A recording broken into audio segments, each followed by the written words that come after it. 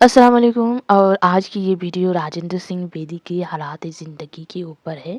इससे पहले हम लोगों ने पढ़ लिया है कि प्रेमचंद की हालात ज़िंदगी, किशनचंद की हालात ज़िंदगी, शहादत हुसैन मिंटू की ज़िंदगी और इस्मत चगताई की ज़िंदगी। तो आज हम लोग राजेंद्र सिंह बेदी की ज़िंदगी को देखेंगे। तो राजेंद्र सिंह बेदी 1 सितंबर 1915 को लाहौर में पैदा हुए। 1915 को, है ना? अगर हम इससे पहले जो पढ़े जैसे प्रेमचंद, उसकी पैदाइश का अगर साल देखते हैं तो 1880 था। और किशनचंद का अगर देखते हैं तो उसका 1970 था। और शहादत हुसैन मिंटू का अगर देखते हैं तो 1912 था। और इस्मत चगताई का अगर देखते हैं तो 1915 था, है ना? 1915 था, मतलब यही राजेंद्र सिंह बेदी का और इस्मत चगताई का। तो इस्मत चगताई 21 अगस्त, मतलब कुछ दिन पहले, और 1 सितंबर, है ना? अगस्त के बाद सितंबर आता है। तो दोनों का साल एक ही है, लेकिन फिर भी इस्मत का साल ऊपर रहेगा अगर इसमें सजाया जाए कि साल पैदाइश के हिसाब से आप ये कीजिए, है ना? तो सबसे पहले क्या आ जाएगा? 1912, मतलब शहादत हुसैन मंटू। उसके बाद आ जाएगा 1900, किशनचंद 1914 है ना? 1914, 1977 को उसकी वफ़ात हुई, है ना? 1914 को पैदाइश हुई। तो सबसे पहले 1912 आ जाएगा शहादत हुसैन मंटू, उसके बाद किशनचंद, उसके बाद इस्मत चगताई, उसके बाद राजेंद्र सिंह बेदी, है ना? और अगर प्रेमचंद का नाम उस ये में रहता है तो सबसे पहले प्रेमचंद का नाम रहेगा। तो ये पैदाइश हो गया। उसके बाद है कि उनके वालिद हीरा सिंह लाहौर के सदर बाज़ार का डाक खाने के पोस्ट मास्टर थे, है ना? डाक खाने में पोस्ट मास्टर थे। बेदी की इब्तदाई तालीम लाहौर छावनी के स्कूल में हुई, है ना? छावनी के स्कूल में हुई, जहाँ उन्होंने चौथी जमात पास की, है ना? छावनी की स्कूल में चौथी जमात तक पास की। तो क्या हो गया? पैदाइश लाहौर में हुई। वालिद लाहौर में पोस्ट मास्टर थे। और सबसे पहली जो उसकी तालीम है वो वहीं के लाहौर के ही एक छावनी स्कूल में हुई। उसके बाद उनका दाखिला जो है SBBS खलसा स्कूल में कर दिया गया। उन्होंने वहाँ से 1931 में फर्स्ट डिवीज़न में मैट्रिक का इम्तिहान पास किया। फर्स्ट डिवीज़न, है ना? शहादत हुसैन मंटू का अगर आप मैट्रिक का एग्ज़ाम देखते हैं तो उन्होंने 2 बार फेल किया था। थर्ड टाइम जो है वो थर्ड डिवीज़न में पास हुआ था। मैट्रिक के बाद वो DAV कॉलेज लाहौर गए, लेकिन अभी इंटरमीडिएट, मतलब अभी उसका एग्ज़ाम होने ही वाला था कि मतलब बीच में उसका साल नहीं कर सके थे। उनकी वालदा का इंतकाल हो गया। मतलब जैसे 3 साल का कॉलेज होता है तो इंटरमीडिएट मतलब कुछ, मतलब आधा कॉलेज की पढ़ाई, है ना? आधा कॉलेज की पढ़ाई। उनकी वालदा एक अरसे से टीबी की मरीज़ थी, और उस ज़माने में टीबी एक लाइलाज मर्ज़ था। अभी तो टीबी हो जाने के बाद भी 3 मंथ का एक कोर्स है, उसका दवा को लेने से उसका टीबी जो है इलाज हो जाती है। 3 मंथ की दवा होती है और उस दवा खाने के बाद वो ठीक हो जाती है। हर शहर में इस इलाज का हॉस्पिटल में काफ़ी अच्छी तरह से उसकी इलाज होती है। घर में देख कुछ लोग हॉस्पिटल में रह के इलाज करते हैं, कुछ लोग दवा ले लेते हैं और घर ही में उसका दवा खाते हैं और ठीक हो जाते हैं। लेकिन पहले ज़माने में जो ये आज़ादी से पहले के, आज़ादी जब हम लोग को आज़ादी जब नहीं मिली थी, उस वक्त ज़माने में जब लोगों को टीबी होती थी तो उसका मतलब जैसे वो अब मरने ही वाला है। जैसे अभी भी हम लोगों के पास कैंसर की दवा नहीं है। कैंसर हो जाना मतलब उस इंसान का अब कुछ दिन में मरना है, उसको मरना ही होगा। अगर पैसा है तो हो सकता है कि देश विदेश ले जाने से वो बच सके, लेकिन इतना ज़्यादा पैसा हम लोगों के पास नहीं है। जिन लोगों के पास पैसा है उन लोगों को ये बीमारी नहीं होती है, अगर आप देखें तो मेरे ख्याल से। वालदा के इंतकाल के बाद उनके वालिद ने मुलाजमत से इस्तीफ़ा कर लिया, है ना? गम में इस्तीफ़ा दे दिया। अब घर का खर्चा कैसे चले ये मसला दरपेश था। राजेंद्र सिंह बेदी के वालिद ने फैसला किया कि अब बेटे को मुलाजिमत इख्तियार कर लेनी चाहिए, है ना। चुनांचा 1933 में बेदी को कॉलेज से उठाकर डाक खाने में भर्ती करा दिया, जहां उसकी फादर जॉब करते थे। इब्तदा में उनकी तनख्वाह 46 रुपये मंथली कर दिया। 1934 में सिर्फ 19 साल की उम्र में उनकी शादी कर दी गई, है ना। सिर्फ अभी देखिए यहाँ पे सिर्फ लिखा है, लेकिन अभी अगर आप देखते बीच बीच में कुछ ये था कि नहीं हमको पढ़ना है, हमको कुछ करना है, लेकिन अभी जो है, अभी अगर देखते हैं 2023-22, तो अभी क्या है, अभी फिर से वही हो गया है। पढ़ाई लिखाई में ध्यान नहीं है, कुछ नहीं तो शादी ही कर ले बस। अभी अगर आप देखते हैं लड़कों लड़की का एज अगर देखते हैं शादी का, तो आपको ये रह जाएगा कि इतना कम एज में, लेकिन क्या करें। खालसा कॉलेज के ज़माने से ही उन्होंने लिखना शुरू कर दिया। जब वो कॉलेज में कुछ आधा साल तो था, है ना, आधा ईयर मतलब एक फर्स्ट ईयर सेकंड ईयर कर लिया होगा उस वक्त, मतलब जब वो कॉलेज में एडमिशन लिया था तब से ही उसने लिखना शुरू कर दिया। जब डाक खाने में मुलाजमत इख्तियार की तब भी लिखना जारी रखा। डाक खाने की नौकरी के ज़माने में वो रेडियो के लिए भी लिखते थे। उस ज़माने में ज़्यादातर जो राइटर थे वो अपने नावेल अफसाना के अलावा भी रेडियो के लिए भी लिखते थे। रेडियो सबसे पहला उन लोगों का जरिया होता था, है ना। तो रेडियो के लिए लिखते थे। 1939 में उनकी कहानियों का पहला मजमुआ दाना और दाम, अगर दाना और दाम अगर देखते हैं 1939 में शाये हुआ, ये अफसानवी मजमुआ है। अफसानवी मजमुआ है, ये बेदी का पहला अफसानवी मजमुआ है, और इसके अंदर, इस मजमुआ के अंदर 14 अफसाने मौजूद है ना, 14 अफसाने मौजूद है। और इनकी अहमियत को अदबी हलकों में तस्लीम किया जाने लगा। उसी ज़माने में वो लाहौर से शाये होने वाले एक अदबी रसाला अदीब लतीफ़ के अज़ाज़ी मदीर बन गए, है ना। रसाला अदीब लतीफ़ ने उन्हें तनख्वाह नहीं मिलती थी, वो ये काम बिला वजह करते थे। सच बात यह है कि डाक खाना की मुलाजिमत उन्होंने मजबूरी में की थी। कभी भी इस मुलाजिमत में उसका जी नहीं लगा। आखिरकार 1943 में उन्होंने डाक खाना की नौकरी से इस्तीफ़ा दे दिया। 2 साल इधर उधर भटकने और धक्के खाने के बाद उन्होंने लाहौर रेडियो के लिए ड्रामे लिखना शुरू किया, है ना। 2 साल बेरोजगारी में गुजारी, है ना। उन्होंने पहले से ही रेडियो के लिए लिखा करते थे, है ना। उसके बाद जब वो डाक खाने में उसकी नौकरी थी तब भी वो रेडियो के लिए लिखा करते थे, लेकिन जब नौकरी छोड़ दी तो परमानेंटली वो रेडियो के लिए, लाहौर रेडियो के लिए लिखना शुरू किया। फिर 1943 से 1944 तक लाहौर रेडियो स्टेशन पर स्क्रिप्ट राइटर की मुलाजिमत की, है ना, स्क्रिप्ट राइटर की मुलाजिमत की, जहां उनकी तनख्वाह जो है 150 रुपये थी। फिर जब जंगी नुसरत के लिए उनको सूबाए सरहद की रेडियो पर भेजा गया तो उनकी तनख्वाह 500 रुपये हो गई। बेदी ने वहाँ 1 साल काम किया, फिर नौकरी छोड़कर लाहौर वापस आ गए और लाहौर की फिल्म कंपनी महेश्वरी में 600 रुपये की मुलाजिमत कर ली। ये मुलाजिमत भी रास नहीं आई और उन्होंने 1940 में अपना संगम पब्लिकेशन हाउस कायम किया। 1947 में जब मुल्क आज़ाद हुआ तो तकसीम वतन का शाखा में पेश आया। तकसीम वतन के बाद बेदी को लाहौर छोड़ना पड़ा। वो कुछ दिन पंजाब के शहर रो पर पड़े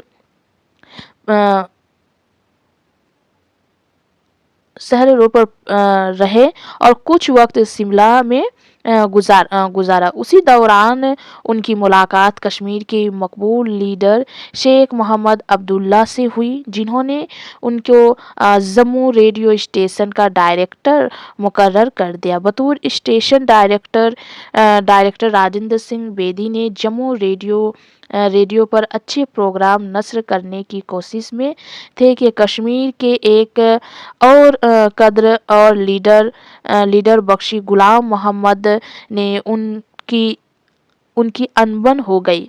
नतीजतन वो जम्मू रेडियो की मुलाजिमत छोड़कर मुंबई आ गए। मुंबई में उनकी मुलाकात पिक्चर कंपनी के प्रोड्यूसर डी कश्यप से हुई। डी कश्यप राजेंद्र सिंह बेदी के नाम और काम से वाकिफ थे। डी कश्यप ने उनको 1000 रुपये माहाना पर मुलाजिमत रख ली।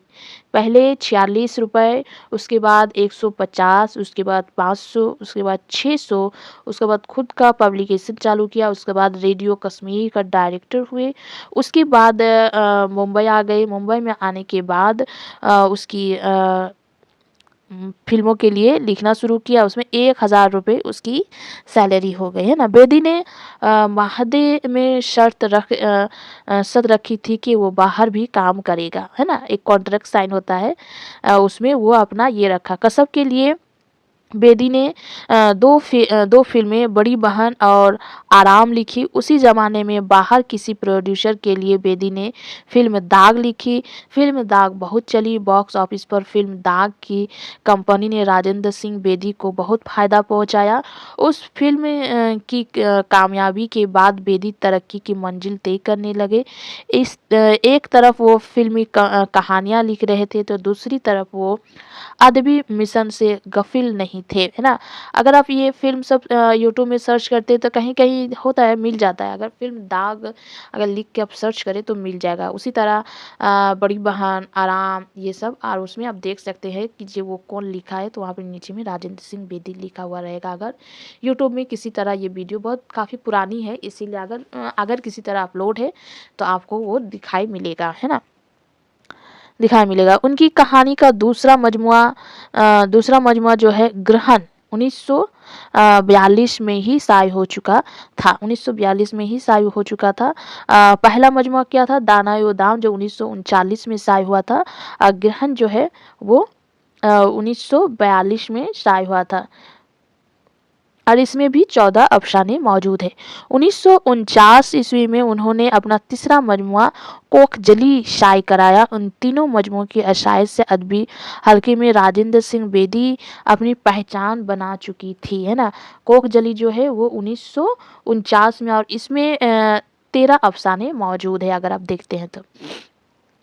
बेदी के करीबी दोस्तों का मानना था कि वो डाक खाने की मुलाजिमत के दिनों में बड़े मशकीन से नज़र आते थे। उनकी शख्सियत में ऐसी कोई बात नज़र नहीं आती थी कि वो फ़ौरन किसी को मुतासिर कर ले, लेकिन वक्त के साथ उनके अंदर अपनी जात और अपने फ़न के हवाले से बला की खुद एहतमादी पैदा हो गई। लेकिन कामयाबी के उसका दिमाग नहीं ख़राब हुआ। वो दोनों ज़माने में वो भेद, हसास और रकीक अल कलब रहे। उनकी अपनी फ़िल्म दस्तक की हीरोइन रेहना सुल्ताना ने एक इंटरव्यू में बेदी की जज्बातियत के हवाले से कहा है कि बेदी साहब ही मैंने ऐसे शख्स देखे जो हमेशा खुश रहते हैं। मैंने उनके साथ 2 फ़िल्मों में काम किया। बहुत अच्छा साथ हुआ था। कट करना भूल जाते हैं। स्टेन कहेगा बेदी साहब सट हो गया, कट हो गया, और वो आंसू पूछ रहे हैं। रोने के दरमियान कह रहे बहुत अच्छा शॉट था, और बुरी तरह रो रहे हैं, है ना। तो यही वो रेहना सुल्ताना की बात है कि उसके फ़िल्म जब ये हो रहा था, फ़िल्म शूट हो रहा था, उस दरमियान उन्होंने जो चीज़ें देखी,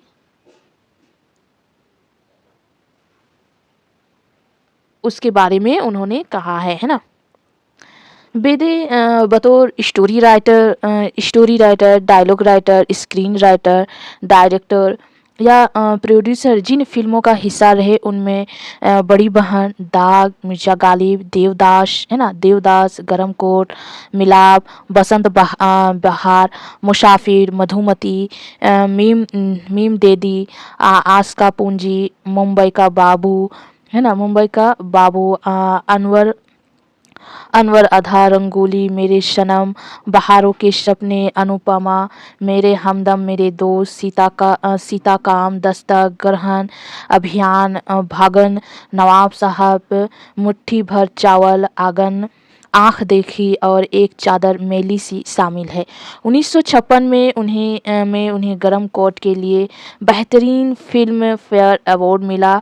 दूसरा फ़िल्म फेयर अवार्ड उनको मधुमती के बेहतरीन मुकालमों के लिए और फिर 1971 में शाइस्ता काम के मुकालमे के लिए दिया गया। मशहूर अदाकार बन्ना गुप्ता ने उनकी कहानी लाजोंती पर टेलीफ़िल्म बनाई है। अगर ये मधुमती एक काफ़ी अच्छी फ़िल्म है, अगर आप सर्च करते हैं तो आपको मिलेगी। उसी तरह फ़िल्म फिर दूसरा किसमें मिला है उसको, गरम कोट। अगर गरम कोट देखते हैं, सर्च करते हैं तो उसको आपको मिलेगा। मेरे सनम ये भी मिलेगा। काफ़ी सारी फ़िल्म जो है मुझे मेरी देखी हुई है खुद की, लेकिन मैं उस वक्त नहीं जानती थी कि ये कौन लिखा है और कौन नहीं, है ना। जैसे देवदास तो सबने देखा है, पुराना वाला देवदास आपको देखना, न्यू नहीं। तो देवदास उसमें भी राजेंद्र सिंह बेदी ने काम किया है। मेरे सनम ये भी अगर सर्च करते, ये सब सारे ब्लैक एंड वाइट फ़िल्म है ना। अगर आप सर्च करते हैं तो आपको मिलेगी। उसके बाद आते हैं फ़िल्मी सरगर्मियों के साथ-साथ बेदी का तख्लीकी सफ़र जारी रहा। मतलब फ़िल्म के लिए लिखने के साथ-साथ उन्होंने अपनी किताब भी लिखते रहे, अफ़साना, नावल ये सारी चीज़ें भी लिखते रहे। दानाए दाम, बेजान चीज़ें और कोखजली के बाद उनकी किताबें मंज़र आम पर आई। उनमें अपने दुःख मुझे दे दो ये काफ़ी मशहूर अफ़साने हैं और काफ़ी अच्छी है। हाथ हमारे कलम हुए, मक़दस, झूठ, मेहमान, मख़्ती-बूद, एक चादर मैली सी शामिल है। 1965 ईस्वी में उनकी एक चादर मैली सी के लिए शाइस्ता अकादमी अवार्ड दिया गया, है ना। शाइस्ता अकादमी अवार्ड दिया गया।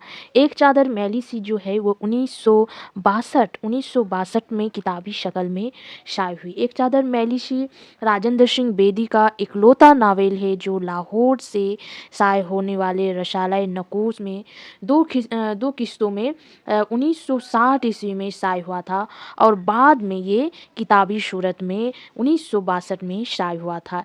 राजेंद्र सिंह बेदी की एक और नावल थी जो नावल का नाम है नमक के उन्वान से लिखना शुरू किए थे, लेकिन वो अधूरा ही रह गया, वो पूरा नहीं हुआ वो नावल। और एक नावल ये है एक चादर मैली सी जो 1962 में शाये हुई, है ना। 1965 को उसको शाइस्ता अकादमी अवार्ड दिया गया। उसके बाद 1978 में उनको ड्रामा के लिए गालिब अवार्ड से नवाजा गया। उनके याद में हुकूमत पंजाब ने उर्दू अदब का राजेंद्र सिंह बेदी अवार्ड शुरू किया गया है ना। पंजाब में 1978 में उसको अवार्ड मिला और पंजाब हुकूमत ने राजेंद्र सिंह बेदी के नाम से अवार्ड दिया जाते हैं जो नावल निगार होते हैं, अफसाना निगार होते हैं उन लोगों को, है ना।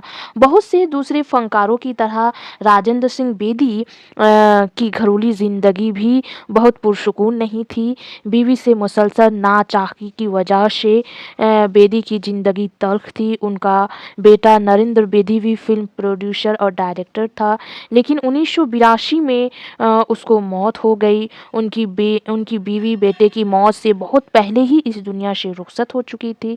फिल्मी और अदबी दुनिया में शहरत और नाम कमाने वाले राजेंद्र सिंह बेदी की ज़िंदगी की आखिरी अयाम बड़ी ही कशमकशी और बेबसी में गुजरी। 1982 में उन पर प्लेग का हमला हुआ और फिर कैंसर हो गया और 11 नवंबर 1984 को मुंबई में ही उनका इंतकाल हो गया। अगर इंतकाल की अगर बात की जाए तो सबसे पहले हम किसका पढ़े थे, प्रेमचंद का पढ़े थे। तो प्रेमचंद का इंतकाल कब हुई, 1936 ईस्वी में हुई। उसके बाद किशनचंद को हम लोगों ने पढ़ा, तो किशनचंद की वफ़ात जो है 1977 में हुई। उसके बाद शहादत हुसैन मंटू पढ़े तो उनकी वफ़ात 1955 ईस्वी में हुई। उसके बाद इस्मत चगताई को पढ़े तो इस्मत चगताई की वफ़ात जो है वो 1991 ईस्वी में हुई। और राजेंद्र सिंह बेदी की वफ़ात जो है 1984 ईस्वी में हुई, मतलब इस्मत चगताई से पहले उसकी मौत हो गई थी, है ना। तो ये थी। उसके बाद हम देखेंगे राजेंद्र सिंह बेदी को कौन कौन से अवार्ड मिले थे। तो एक चादर मैली सी के लिए उसको शाइस्ता अकादमी अवार्ड मिला था जो 1965 को मिला। 1972 को पद्म श्री अवार्ड मिला था। पद्म श्री अवार्ड इस्मत चगताई को भी मिली थी, है ना। नहीं, इस्मत चगताई को पद्म भूषण मिली थी, है ना? और पद्म भूषण किशन चंद को भी मिली है। और गालिब अवार्ड जो है, गालिब अवार्ड 1987 1978 को राजेंद्र सिंह को मिली। राजेंद्र सिंह को ये 3 अवार्ड दिए गए थे, है ना? राजेंद्र सिंह बेदी के नाम से पंजाब हुकूमत ने अवार्ड देना शुरू किया था। और अगर हम उसके नावलों के बात की जाए, नावल की बात करें तो दाना ये दाम है जो लाहौर से शाये हुआ और 1936 में शाये हुई। 1942 में ग्रहण शाये हुआ जो वो भी लाहौर से शाये हुआ। कोक जली 1949 जो मुंबई से शाये हुआ। अपने दुख मुझे दे दो 1965 में शाये हुई जो दिल्ली से शाये हुई और 1965 को ही उनको शाइस्ता अकादमी अवार्ड से नवाजा गया। हाथ मेरे कलम हुए 1974 में दिल्ली से शाये हुई। मख्ती बोध जो है वह 1982 में शाये हुई दिल्ली से। ड्रामे के कुछ मजमूए हैं, है ना? बेजान चीज़ें हैं। उसके बाद 1900 बेजान चीज़ें कब शाये हुई? 1943 को लाहौर से शाये हुई। 7 खेल 1946 को लाहौर से शाये हुई। ज़्यादातर जो नावल जो अफ़साने हैं वो लाहौर से शाये हुई, कुछ दिल्ली और कुछ मुंबई से शाये हुई। और एक चादर मैली सी के बारे में हम अभी बताए। एक चादर मैली सी एक एकलौता नावल है जो 2 किस्तों में शाये हुई थी।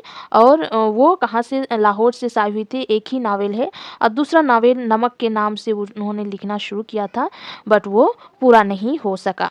इसकी नेक्स्ट में जब वीडियो अपलोड करूँगी तो वो प्रेमचंद की अफसाना निगारी और नावल निगारी के ऊपर होगी, तफसील से बहस की जाएगी। क्यों ना कि प्रेमचंद के हालात ज़िंदगी हम लोगों ने पढ़ लिए। अब जिन जिन लोगों की हमने हालात ज़िंदगी पढ़ लिए उन लोगों के अफसाना अगर लिखे हैं तो अफसाना निगारी, क्यों ना कि प्रेमचंद अफसाना भी लिखे हैं और नावल भी लिखे हैं, तो उनके अफसाना निगारी और नावल निगारी को हम पढ़ेंगे इसके नेक्स्ट वीडियो में। ये राजेंद्र सिंह बेदी की हालात ज़िंदगी हो गई। उसके बाद हम प्रेमचंद की नावल निगारी, उसके बाद किशन चंद की, उसके बाद शहादत हुसैन, उसके बाद इस्मत और उसके बाद राजेंद्र सिंह बेदी की अफसाना निगारी को हम बारी बारी एक एक करके बताने की कोशिश करेंगे।